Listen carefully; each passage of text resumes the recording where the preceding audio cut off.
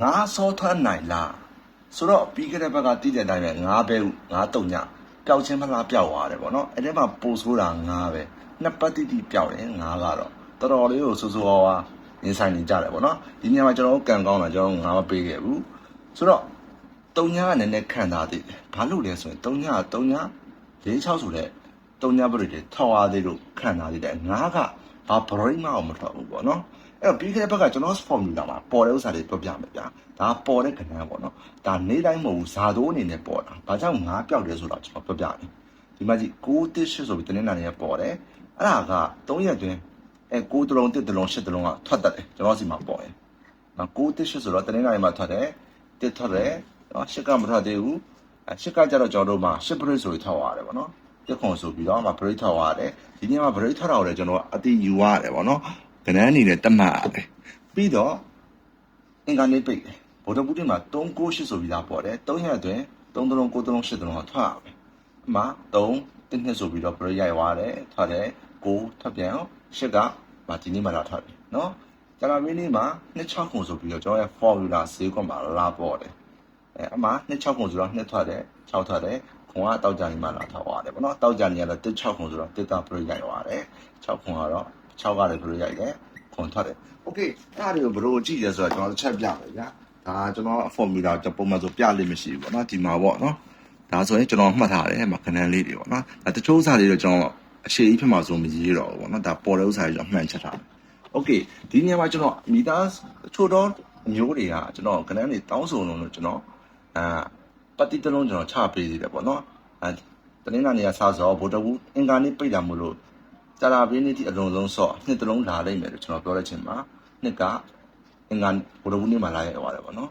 ်ပြီးတော့အခွေတချို့တော့မျိုးတွေကကျွန်တော်အခွေတောင်းဆိုလို့ကျွန်တော်ပထမဆုံးတက်ခွေပေးတယ်3ည2 5ခွန်9ဆိုတဲ့အခွေလေးပေးလိုက်တယ်ခွန်9မှာပဲကျွန်တော်တို့က okay ပါပြီအဲ့အခွေဆိုတခါနှာထွက်လာနော်တောင်းလျှောက်ထွက်လာမယ်9နှစ်ဆိုလည်းထွက်လာပဲနော်အဲ့ဒါတက်ခွေပြီးတော့နောက်တစ်ခွေတောင်းဆိုတော့ကျွန်တော်ဒီတက်ခွေပြီးမှတက်ခွေပေးတာနော်အဲ့တက်ခွေအဆင်ပြေသွားတော့နောက်တစ်ခွေကျွန်တော်ဒီမှာ1ခွန်9ဆိုတဲ့အခွေလေးပေးတယ်နော်1ခွန်9ကဒီအခွေမှာရအောင်62မှာရအောင်နော်62မှာရအောင်โอเคဒါတွေကဘာတွေလဲဆိုရင်ကျွန်တော်မိသားစုတွေပေါ့နော်ကျွန်တော်မိသားစုတွေအရင်ဆုံးခွန်ပေးတယ်တချို့တွေကအဲ့ခွန်ကို3ညပေးထားတာကိုကျွန်တော်ကဏ္ဍပြောင်းထားတာမသိပဲနဲ့3ညဆက်ဆော့လူတွေရှိတယ်နော်ဒီနေ့မှကျွန်တော်ခွန်ပေးပြီးတော့တင်ကွက်အနေနဲ့ခွန်9ဆိုပြီးတော့အဆင်ပြေတဲ့နေ့တွေပေါ့နော်ပြီးတော့3ပေးတယ်ဒီနေ့အဓိကကာကွယ်ရပါတယ်ကျွန်တော်ကာကွယ်ရပါတယ်ကျွန်တော်လှုပ်ခံလိုက်တာဆက်မကန်နေတော့ဘာလို့ဆိုစက်ကင်ပျောက်သွားရင်ဒါဆိုမှဒီနေ့မှလာထောက်သွားလို့နော်မဟုတ်ရင်ကျွန်တော်တို့နာကားမှာနော်နာကားမှာအမှဒါလေးထောက်သွားလို့ပြီးတော့မှခွန်အဲ့ဒါလည်းကျွန်တော်ဒီမှာတင်းနှစ်ရသွားတော့ကျွန်တော်တောက်ကြမကြော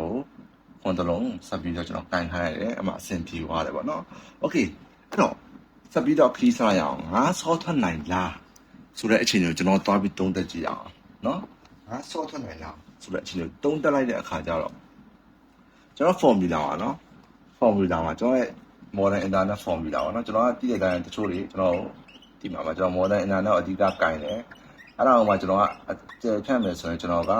လက်ရနဲ့တီးခံပါကျွန်တော်လက်ရကဘာအလှဆုံးထဲမှာပါတယ်ပါတော့နည်းနည်းလေးတော့ဆင်ပြေပေါ့နော်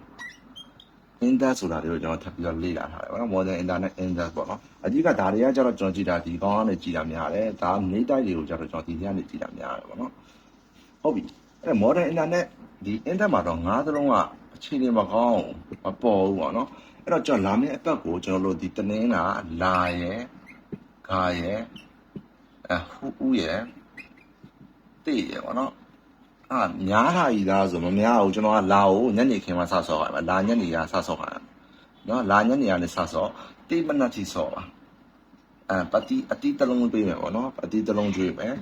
တေးမနက်ထိဒီလိုမျိုးပဲနှစ်တလုံးလုံးပဲဘာတိလဲဆိုရင်လာမနက်ခင်းဆော့ကြမလို့နော်လာညနေခင်းမှဆော့ဒါမဲ့ပတ်ပိတ်ရမရှိဘူးလာညနေကနေတေးမနက်ထိဆော့နော်ဒီကောင်ဆိုကျွန်တော်ဘာကာကောင်းအောင်မပေးဘူးကန်ဆိုပြီးပြောတာနော်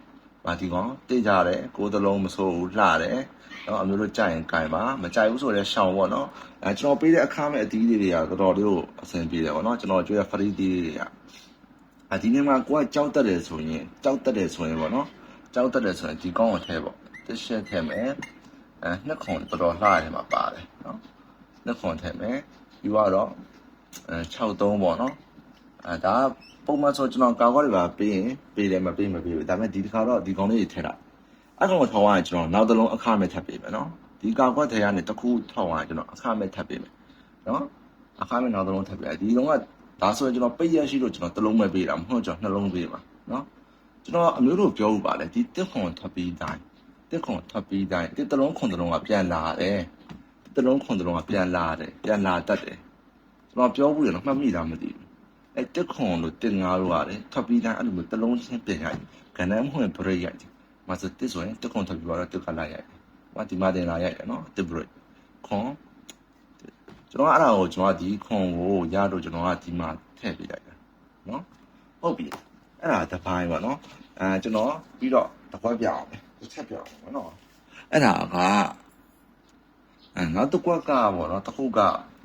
ကျွန်တော်အခွေပေါ့နော်အခွေတော့ကျွန်တော်တနင်္လာနေ့မှာပေးမယ်တနင်္လာနေ့မနက်ခင်းတိုင်းမှာကျွန်တော်ပေးမယ်မနက်ခင်းတိုင်းမှာပေးမယ်ပေါ့နော်ဘာလို့လဲဆိုတော့ကျွန်တော်စီမှာအခုကအခွေကြီးဖို့ကအဆင်မပြေဘူးနည်းနည်းလေးနောက်ကျနေရတယ်ရှိတယ်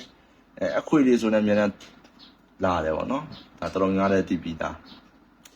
ပြီးတော့ဗာလဲဆိုရင်ပြီးကြတဲ့ဘက်ကကျွန်တော်နေတိုက်တွေပေးရပေါ့နော်7 မိနစ်နေပေးတယ်ဒီနေ့မှာတချို့တော့အမျိုးတွေကမတီးတဲ့အမျိုးတွေရှိတယ်7 မိနစ်ဘယ်လိုဆော့မလဲဆိုမနက်ကင်းမှန်ဥပမာတော့ကျွန်တော်တရားစာပေးတာတော့ကျွန်တော်တရားစာပေးတဲ့အချိန်ကျရင်ကိုကတရားစာပေးရင်မနက်ကင်းထောက်သွားပြီဆိုရင်ညနေခင်းကိုနားပါအဲ့ဒါပို့ပြီးတော့တေချာတဲ့အရာပေါ့နော်အမျက်ကိုမိသားစုတွေကိုပို့ပြီးတော့တေချာတဲ့အရာကိုဆွဲယူပေးလိုက်တယ်မနက်ခင်းထွက်ရင်နားညနေခင်းဆက်မစောနဲ့ကိုယ့်ကိုအဆင်ပြေတဲ့လောက်နဲ့ရက်လိုက်နော်အဲ့တော့မဟုတ်ကွာစက်ကိုင်းနေဆိုပေါ့ပပလေးပဲကိုင်းနော်ကျွန်တော်တရားစာပေးမယ်နောက်ပိုင်း7 မိနစ်ရင်ကျွန်တော်မခုံ9မှာလည်းငိမ့်တယ်ကျွန်တော်ဒီမှာ4 6မှာတော့လည်းငိမ့်တယ်နော်ဒီ8 3ခုံ9မှာတော့လည်းငိမ့်တယ်ပြီးကြတဲ့ဘက်က4ချိန်မှာကျွန်တော်3ချိန်4ရက်မှာ3ရက်အဆင်ပြေတယ်ဒီ9နှစ်1နှစ်ကတော့ကျွန်တော်တို့ဒီခွေလေးပဲအဆင်ပြေသွားတာပေါ့နော်